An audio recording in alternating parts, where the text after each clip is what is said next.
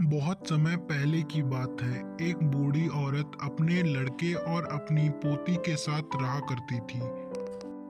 उस औरत के लड़के की पत्नी की मृत्यु कुछ सप्ताह पहले हो चुकी थी।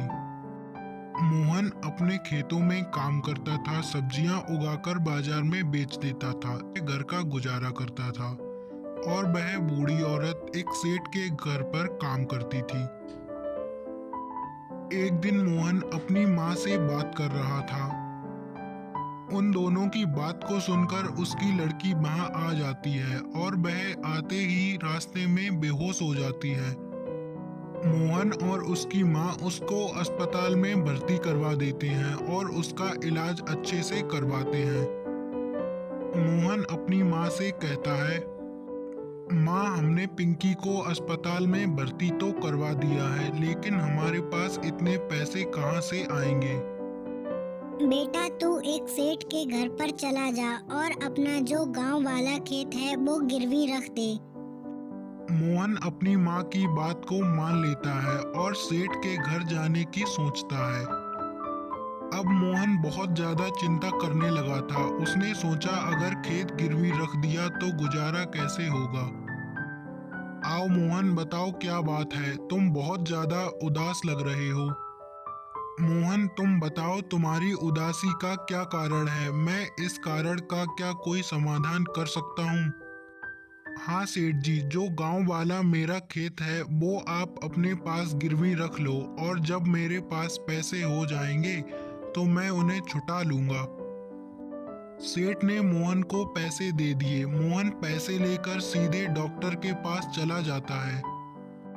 डॉक्टर, आप ये पैसे हैं, ये पैसे रख लो और मेरी छोटी सी गुड़िया की अब जल्दी से छुट्टी करवा दो। ठीक है मोहन, मैं अब तुम्हारी लड़की की छुट्टी करवा देता हूँ और उसको घर पर ले जाकर अच्छे से रखना। माँ, अब तो हमने अपना गांव वाला खेत भी गिरवी रख दिया है। अब बताओ हम कैसे अपना गुजारा करेंगे। बेटा मोहन, तू बिल्कुल भी चिंता मत कर। मैं इस काम के लिए कुछ न कुछ उपाय देख लूंगी। बुढ़िया एक बहुत पुराने सेठ को जानती थी जिसके पास वह बिना डरे और धमके पहुंच जाती है।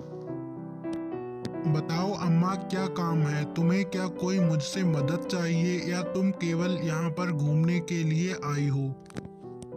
बेटा, मेरे पास घूमने को वक्त कहाँ है। मुझे तुमसे थोड़ी सी मदद चाहिए। अगर मुझे थोड़े पैसे मिल जाएं तो मैं अपना काम शुरू कर लूँ।